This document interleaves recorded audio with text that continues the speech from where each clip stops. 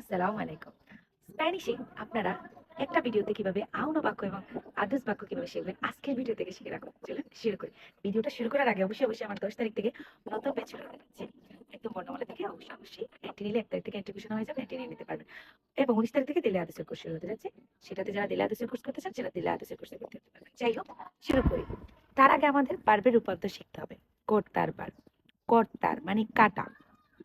কর্তার ভার্বের বর্তমান রূপান্তর করতো। আমি কাটি। কর্তাস তুমি কাটো। কর্তা সে কাটে। কর্তামস আমরা কাটি। কর্তাইস তোমরা কাটো। কর্তান তারা কাটে। এখন আমি যদি বর্তমান মানে আমি যদি এখন আউনো একটা বাক্য বলতে চাই, তাহলে আমি কি বলবো? ইউ করতো বা শুধু করতো বললেও হবে, ইউ না বললেও হয়। অথবা আমি বললাম ইউ করতো আমি কাটি লাস বেরদোরাস আমি সবজিগুলো কাটি।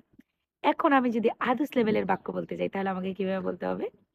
ইউ করতো লাস verduras en la cocina antes de cocinar para mi familia.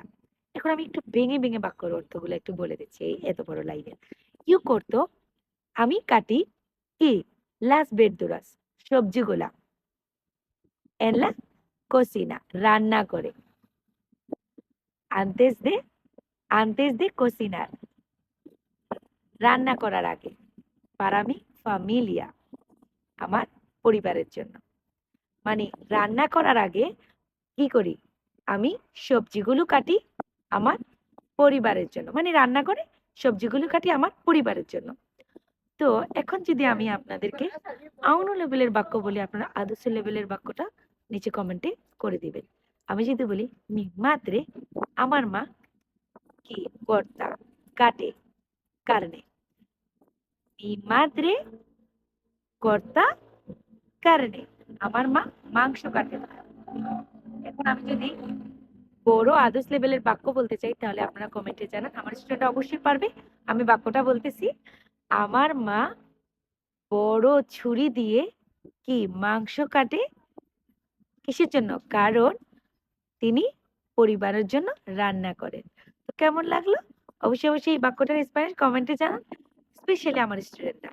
অন্যরা পারলেও করতে পারেন এবং বসে থাকবেন না। আজকে বিকালে আমার অনেক বই আসবে। অবশ্যই বই নিতে চাইলে অবশ্যই আগেভাগে আপনার বইটা কালেক্ট করে নেন। আমার আউনো, আদর্স এবং ভোকাবুলারি বই। এবং এভাবে যদি গ্রামার বুঝে স্প্যানিশ শিখতে চান, পারা কেন হলো, আনতেস কেন হলো, তারপর হচ্ছে গিয়ে এগুলা কেন হয়, অবশ্যই স্প্যানিশ ভাষা শিখতে হলে ভালোভাবে গ্রামার বুঝে শিখতে হলে অনেক সহজে শিখতে পারবেন তানিয়া আপুর কাছে। তো ভালো থাকবেন। আমার নিচেটা কমেন্টে আমার গ্রুপের লিঙ্ক দেওয়া আছে 21তম ব্যাচে ভর্তি হতে হলে। তো ভালো থাকবেন।